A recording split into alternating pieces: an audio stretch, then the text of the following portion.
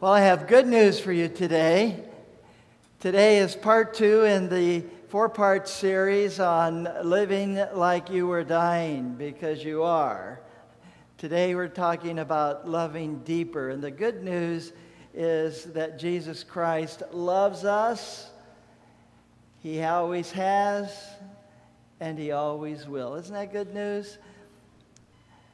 This series is based on the #1 country song, Live Like You Were Dying. It's sung by Tim McGraw. It's been at the top of the charts for many, many weeks in a row. And it tells the story of a man who got a diagnosis, actually a fairly young man who got a life-threatening diagnosis. And what is he going to do with the rest of his life? So last week we talked about speaking sweeter. Today we're talking about loving deeper. And the next 2 weeks we'll look at giving forgiveness and embracing eternity.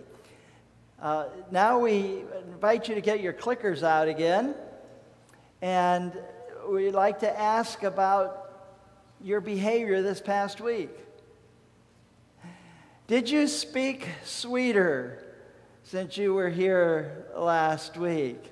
And you can use your clickers, make sure they're on. You have a blue light.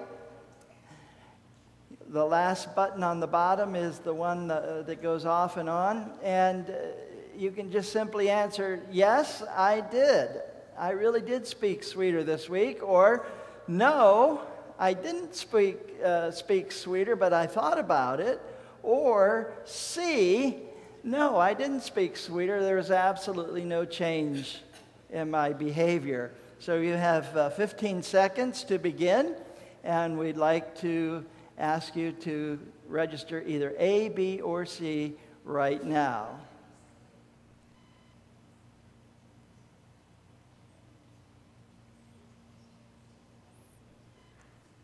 You have 5 seconds left. And this time, 92 of you voiced an opinion, and this is what you said. More than 50% of you said, yes, you actually did speak sweeter. And then 19% of you said that you didn't, but you thought about it. And then about 25% of you said, no, it didn't make any difference. Well, that gives me a little encouragement to go on preaching. So thank you for that. Today we're talking about loving deeper. Loving deeper. You know, this series and what we're talking about today is not only something to think about, some theology, some nice words, but it's also about action. In fact, it's more about action than anything else. On the screen, you see a credit card. I have one here. I went through a pile of my own credit cards, and this one doesn't work anymore because it's too old. But I can see I never used it, and it gives me a number. It says, activate this account, please call. That's a sticker. I have to activate the account. And you may find a similar experience, that when your credit card is about to expire, they send you a new one, and it has this activation sticker on it. And basically, you can go out and you can use this card, or attempt to use it, and it will do you no good unless you activate it. And so today, I'm saying to you, you must activate the love in your heart. It's like there's a sticker, and you have to activate it. You can't just think about it. You just can't have love in your heart, and it's a sort of a mechanical thing that you think about. It's a good theology. It's just something, there, but you have to show it. You have to demonstrate it. You have to activate it. So take the stickers off and activate your love. Make your love grow deeper. The Bible says, now abides faith, hope, and love, but the greatest of these is love. Faith is good. Hope is great. But the greatest is love. And now we want to look at even loving deeper. I'd like to invite you to take a spiritual EKG. Let's test your heart. And while the deacons are passing this, I think they're called a gel pack out. This is what the EKG actually, the electrodes hook onto. And when you get one, I'm going to ask you to place it on your hand. You know, if you actually got an EKG, and I've had some of these done, you probably have too. When you have an EKG done, they put them on your hand, they put them on your chest, they put them on your feet or your legs.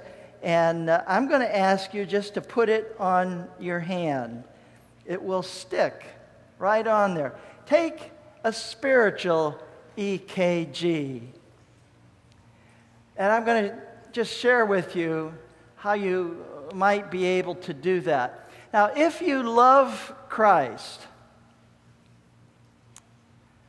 don't you think your love should grow deeper and deeper? If a person has been a Christian, let's say, for 50 years, don't you think their love should be deeper than it was when they first became a Christian? You know, the same thing is true in a marriage. If you're married for 50 years, the love should be stronger. It should be deeper than when you first got married. Just a couple of weeks ago, Barbara and I actually visited Agnes and Norman. 63 years they've been married. We went to their house and we shared with them a small gift and just said congratulations. And you know what was really neat about that? They've been married for 63 years. And their love has grown deeper. And when you talk to them, you can sense the love. Such sweet Christians. They confided with me, and I'm going to just share this with you. They don't always like the music that we have here at Orange Coast Church. Sometimes they actually complain it's a little too loud. It wouldn't be their first choice for some of the music. And isn't it neat that they come to church regularly and they have the attitude of, well, it's not my first choice, but if other people like it and it's meaningful to them, if the younger people like it, great. Isn't that neat? I mean, isn't that the way it should be?